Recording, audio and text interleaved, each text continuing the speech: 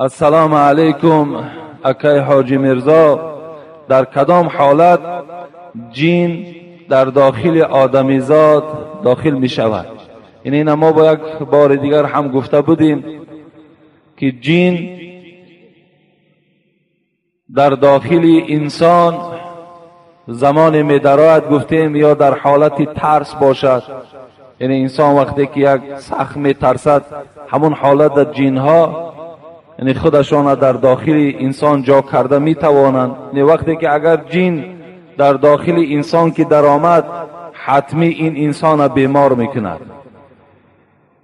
یا در حالت شهوت که اگر خیلی شهوت انسان بلند شود، در حالتهای همون خانداری که بازن می کند، همون حالت هم جین در وجود آدم داخل می شود. یا گفتیم وقتی که شما در بسترهایی که خواب میکنید شما عریان خواب نکنید، یعنی برای خودتان یک لباس در بدن داشته باشین. این بهتر است که شما در جایگاه خوابتانم یعنی با لباس هایی که سبک هستند و لباس هایی که شب خواب کنک داره ما و شما، اگر با این لباس ها هم اگر در همون بستر خواب ما خواب کنیم انشاءالله این نیک است.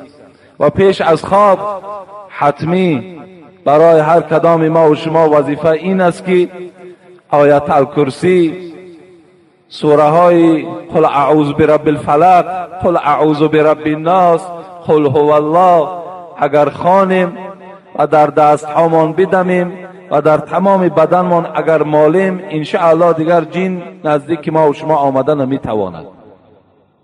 اینا در حالت نشستن میشینیم در جاگه با پای طهارت، این آیت های، این سوره ها، این آیت هایی که گفتم اینها را میخوانین، در بدنتان میمالین، انشاءالله دیگر جین در وجود شما داخل نمی شود.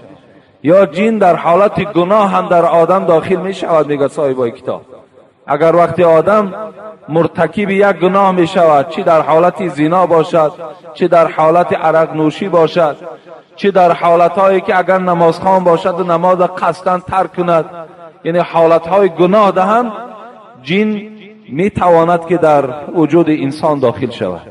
از این خاطر همین مرحله هایی که همین صورت هایی که بیان کردم اگر در همین حالت ها شما پیشگیری کنید، انشاءالله جین در وجود شما داخل شدن می تواند.